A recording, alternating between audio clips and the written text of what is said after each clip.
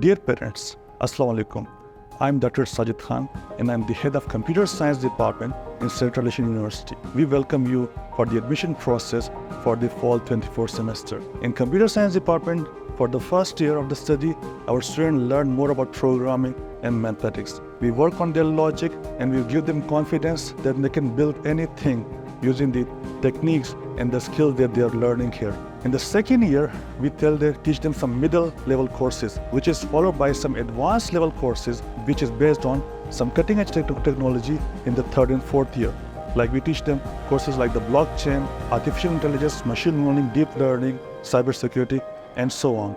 In the near future, we are working on introducing some new fields such as computer science specialization in artificial intelligence, data science, and the cybersecurity.